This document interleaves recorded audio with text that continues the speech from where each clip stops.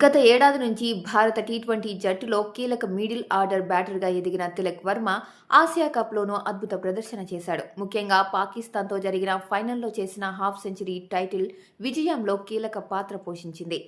National media కథనం ప్రకారం విజయ్ హజారే ట్రోఫీలో హైదరాబాద్ తరపున ఆడుతున్న సమయంలో రాజ్కోట్లో తిలక్కు అబ్బోమినల్ సమస్య తలెత్తింది. ఆ తర్వాత బెంగళూరులోని సెంటర్ ఆఫ్ ఎక్సలెన్స్ వైద్యులు పరీక్షలు నిర్వహించి శస్త్రచికిత్స చేయించుకోవాలని సూచించినట్లు తెలుస్తోంది. వైద్యుల అంచనాల ప్రకారం శస్త్రచికిత్స జరిగితే కనీసం 3 నుంచి 4 వారాల రికవరీ టైం అవసరం అవుతుంది.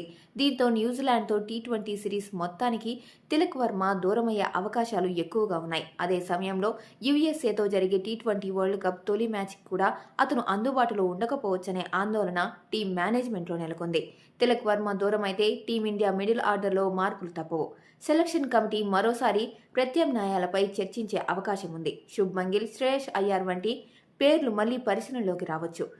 కీలక టోర్నీ ముందు అనుభవం, ఫామ్ రెండింటినీ సమతుల్యం చేసే దిశగా ఇప్పుడు సెలెక్టర్లు అడుగులు వేయనున్నారు.